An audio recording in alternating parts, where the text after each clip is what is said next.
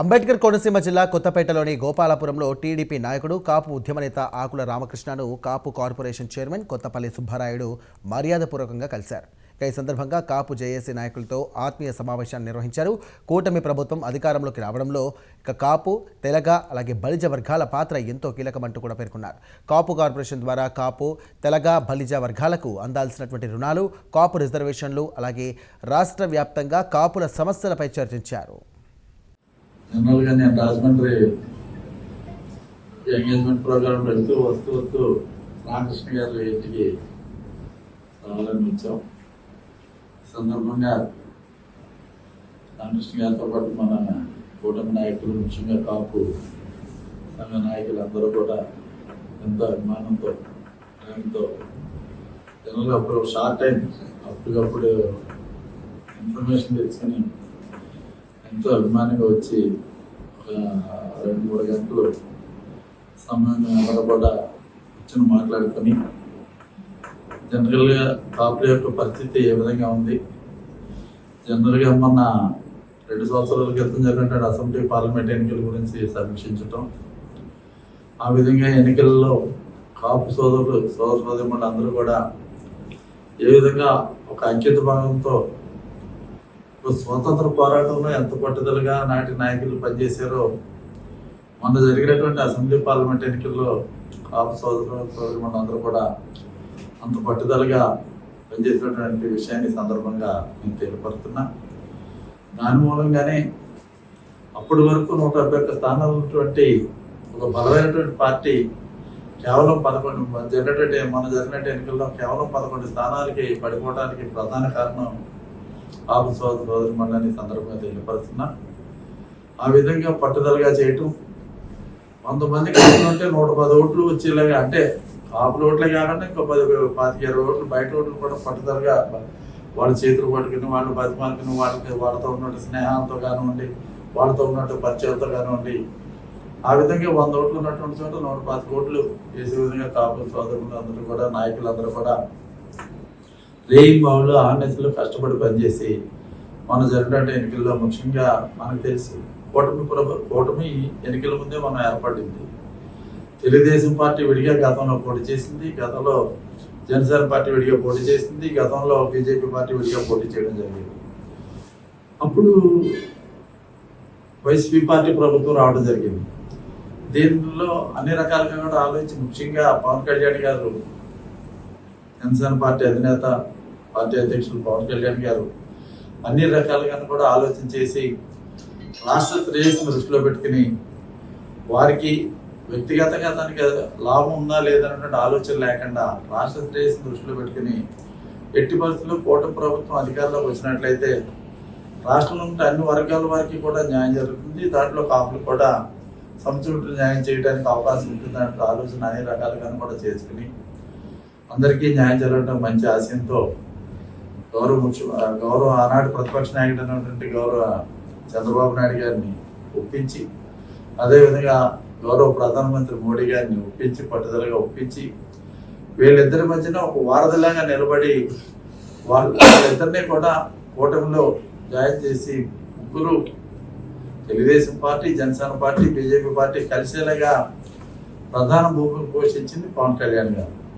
ఆయన యొక్క పట్టుదలతో చంద్రబాబు నాయుడు గారు, మోడీ గారు, పవన్ కళ్యాణ్ గారు కలిసి కూటమిగా మేము ఆ రోజున ఎన్నికలకి వెళ్ళడం జరిగింది. మనకు తెలుసు, చంద్రబాబు నాయుడు గారు ఇప్పుడు 4వసారి ముఖ్యమంత్రి. ఆయనకి దేశంలోనే చాలా సీనియర్ నాయకులు, అపారమైనటువంటి అనుభవం ఉంది. మోడీ గారు ఈ రోజున 3వసారి ప్రధానమంత్రి. భారతదేశంలోనే ఆయనకి ఒక ప్రత్యేకమైన ఇమేజ్, గౌరవం ఉంది, ఒక పరిపాలన దక్షత ఉంది. మరి యువకుడు, ఉత్సాహవంతుడు, మరి ఏదైనా సాధించాలన్న పట్టుదల, దీక్ష కలిగినటువంటి వ్యక్తి మన పవన్ కళ్యాణ్ గారు.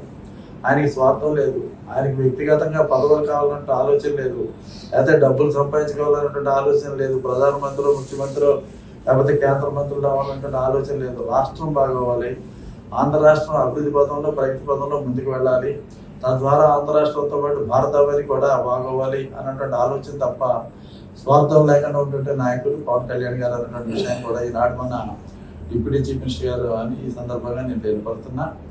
ఆ విధంగా వారి ముఖ్య నాయకత్వంలో 165 స్థానాల్లో మనం భారీ మెజార్టీలతో లక్షల ఓట్ల మెజార్టీలతో అసెంబ్లీ స్థానాలు కానివ్వండి, పార్లమెంట్ స్థానాలు కానీ మనం దక్కించుకోవడం జరిగింది.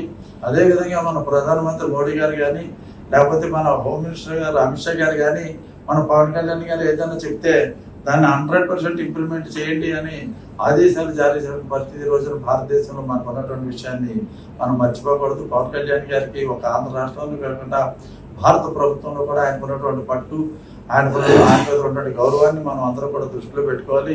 మనకి కొంచెం చిన్నపాటి జాప్యం జరిగిందని మనం ఎక్కడ కూడా తొందరపడి ఏదో పవన్ కళ్యాణ్ గారు మనకు చేయట్లేదనో, లేకపోతే చంద్రబాబు నాయుడు గారు మనకు చేయట్లేదనో, కూటమి ప్రభుత్వం మనకు చేయట్లేదన్నటువంటి ఆలోచన గౌరవ సోదరులు ఎవరు కూడా పెట్టుకోవద్దు. తొందరలోనే మీరు అనుకున్న దానికన్నా బెటర్గా కార్యక్రమాలు నిర్వహించడానికి పవన్ కళ్యాణ్ గారు అన్ని రకాలుగా కూడా పథకాలు సిద్ధం చేస్తున్నారు.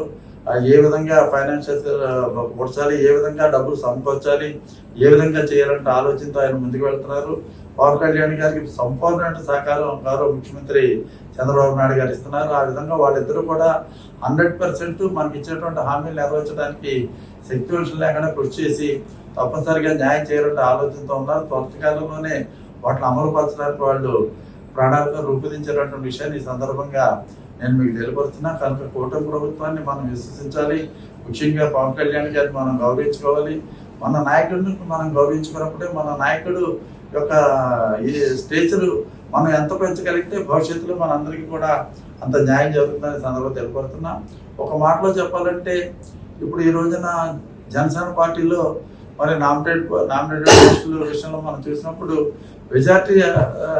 మెజార్టీ స్థానాలు ఎక్కువ మరి పవన్ కళ్యాణ్ గారు అంటే బీసీలకి ఇచ్చారు, ఎస్సీలకి ఇచ్చారు, ఎస్టీలకి ఇచ్చారు, అదర్ కమ్యూనిటీస్ కమాస్కి, రెడ్డిస్కి, అందరూ బ్రాహ్మణులకి, వైశ్యకి, అన్ని కులాల వారితో పాటు కాపులు కూడా సముచితంగా చూశారు. కాపులు కూడా కొంచెం అదనంగానే పవన్ కళ్యాణ్ గారు న్యాయం చేశారన్న విషయాన్ని కూడా ఇక్కడ మనం ఎవరు కూడా మర్చిపోకూడదు.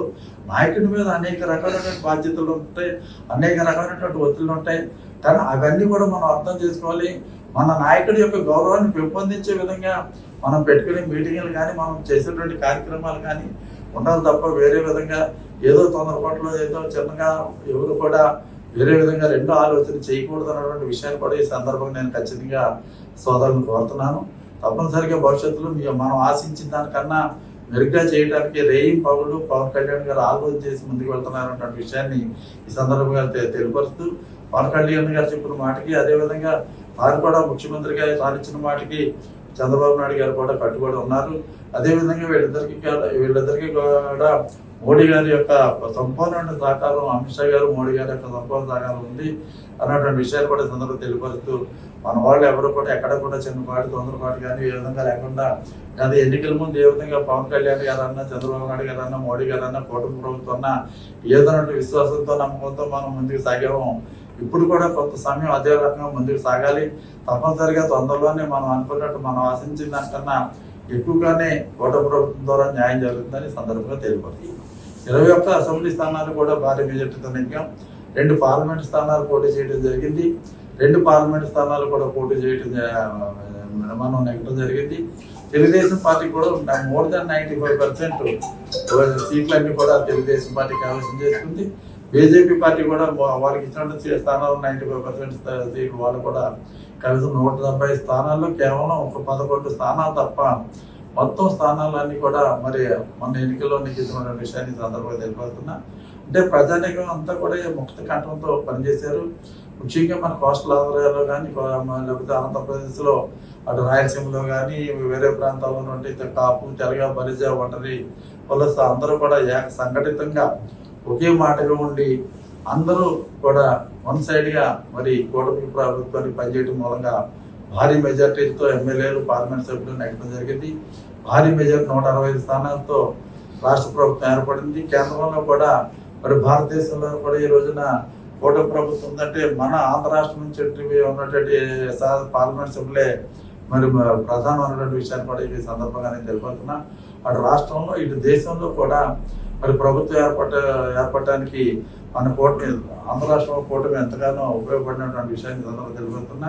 దాంట్లో పవన్ కళ్యాణ్ గారు ప్రధాన పోస్తే అపారమైనటువంటి చంద్రబాబు నాయుడు గారు, అపారమైనటువంటి మోడీ గారు ఒక నాయకత్వంలో ముగ్గురు కలిసి మరి ఘన విజయం సాధించాం. 2 సంవత్సరాలు ఆల్మోస్ట్ అయిపోయింది, 3వ సంవత్సరంలో అడుగు పెడుతున్నాం. అయితే కొంత కాపు సోదరుల్లో కొంత, ఎందుకంటే గడిచినటువంటి కాలంలో ఆనాటి ప్రభుత్వ విధానం వాళ్ళ మూలంగా మనకి యొక్క ఆర్థిక పరిస్థితి, అంటే రాష్ట్రం యొక్క ఆర్థిక పరిస్థితి చాలా దుర్బలంగా మారిపోయింది. ఎక్కడెక్కడ నిధులు లేకపోవడం మూలంగా ఇచ్చేటువంటి హామీలు అమలు పరచడంలో కొంత జాప్యం జరుగుతున్నటువంటి మాట వాస్తవం. కానీ జాప్యం జరుగుతుంది, కానీ ఇచ్చినటువంటి హామీలు 100% నెరవేర్చాలి అనేటువంటి పట్టుదలతో గౌరవ ముఖ్యమంత్రి చంద్రబాబు నాయుడు గారు ఉన్నారు. అదేవిధంగా గౌరవ ఉప ముఖ్యమంత్రి పవన్ కళ్యాణ్ గారు ఉన్నారు, లోకేష్ బాబు గారు ఉన్నారు, ప్రధానమంత్రి గారు కూడా ఉన్నారు. అందరూ కూడా ఎట్టి పరిస్థితుల్లో మనం ఇచ్చినటువంటి హామీలు ఒక కొంత లేట్ అయినప్పటికీ కూడా 100% న్యాయం చేయాలి. మన మాట మీద, మన మీద గౌరవం మీద, మన మీద విశ్వాసంతో ఈ ఎవరైతే కాపు సోదరి వాళ్ళందరూ కూడా ఓట్లేస్తారో వాళ్ళందరూ కూడా న్యాయం చేయాలనేటువంటి ఆలోచనలో రెండో ఆలోచన గౌరవ ముఖ్యమంత్రి గారు కానీ, గౌరవ ఉప ముఖ్యమంత్రి గారు కానీ, లేకపోతే బీజేపీ పార్టీ అధినేత మోడీ గారు కానీ లేదు అన్నటువంటి విషయాన్ని ఈ సందర్భంగా నేను కొండబాబు కూడా చెప్పగలను. ఎందుకంటే నేను కలిసినటువంటి సందర్భంలో గౌరవ ముఖ్యమంత్రి గారు కానీ, లేకపోతే గౌరవ ఉప ముఖ్యమంత్రి గారు కానీ తప్పనిసరిగా మనం ఇచ్చినటువంటి హామీలన్నీ కూడా నెరవేరుతున్నాం. కొద్దిగా ఫైనాన్షియల్ క్రైసిస్ ఉండటం వల్ల కొంచెం జాప్యం జరిగింది. దానికి ఏ విధంగా ఫైనాన్సెస్ మనం ఏర్పాటు చేయాలని దాని మీద మనం ప్రభుత్వ పరంగా సిన్సియర్గా చేస్తున్నాం. తప్పనిసరిగా తొందరలోనే మనం ఇచ్చినటువంటి హామీలు నెరవేరుస్తున్నటువంటి విషయాన్ని వాళ్ళు పదే నాకు కూడా చెప్పినటువంటి విషయాన్ని ఈ సందర్భంగా తెలియపడుతున్నా. కనుక నేను ఈ సందర్భంగా గౌరవ కాపు సోదరులు అందరూ కూడా కోరేది ఏంటంటే, మీరు అందరూ కూడా ఎన్నికల్లో కష్టపడి పనిచేయడం మూలంగానే ఇటు ఆంధ్ర రాష్ట్రంలో లేకపోతే భారతదేశంలో కూటమి ప్రభుత్వం ఏర్పడింది.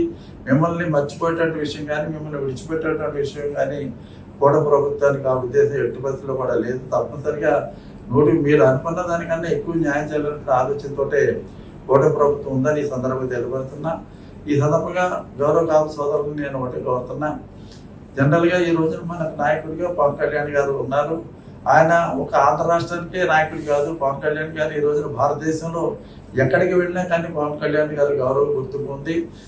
గౌరవనీయులు మాజీ మంత్రివర్యులు, పెద్దలు, కాపు కార్పొరేషన్ చైర్మన్ గారు అయినటువంటి శ్రీ కొత్తపల్లి సుబ్బారాయుడు గారు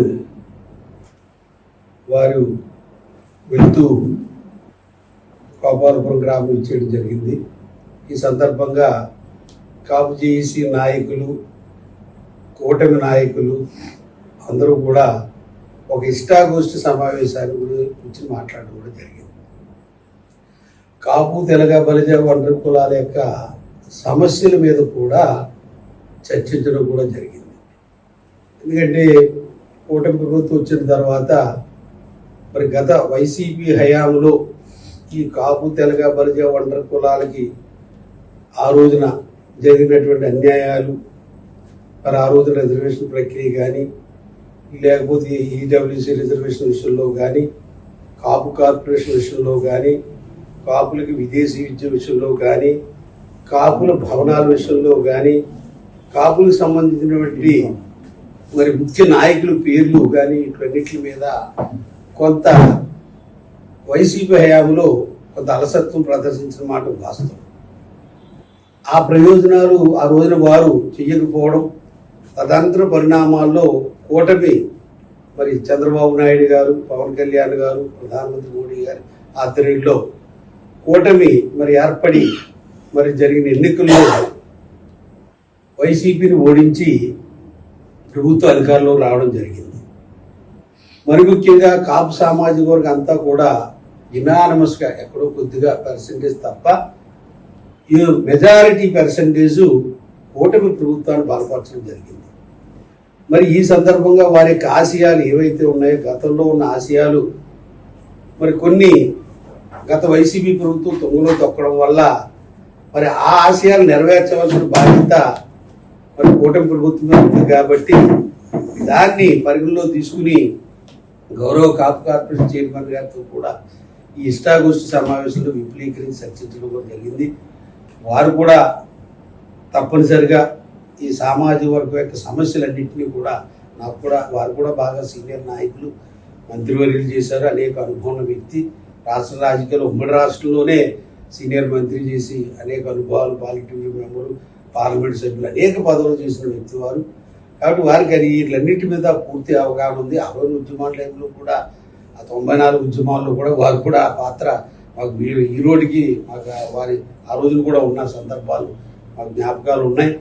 కాబట్టి వీటన్నిటి మీద పూర్తి అవగాహన ఉంది కాబట్టి గౌరవ చంద్రబాబు నాయుడు గారి దృష్టికి, అట్లాగే జనసేన అధ్యక్షులు గౌరవనీయులు ఉప ముఖ్యమంత్రి వర్యులు పవన్ కళ్యాణ్ గారి దృష్టికి కూడా తీసుకెళ్ళి మరి తప్పనిసరిగా ఈ సామాజిక వర్గ సంబంధించినటువంటి అంశాలు ఏదైతే ఉన్నాయో వాటిని త్వరితగతిని పరిష్కరించే మార్గంలో కొంచెం చొరవ చూపాలని చెప్పేసి ఇక్కడ ఉన్న పెద్దలందరూ కోరారు.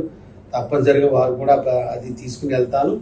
ఇప్పటికీ కొన్ని చర్యలు కూడా తీసుకున్నాం.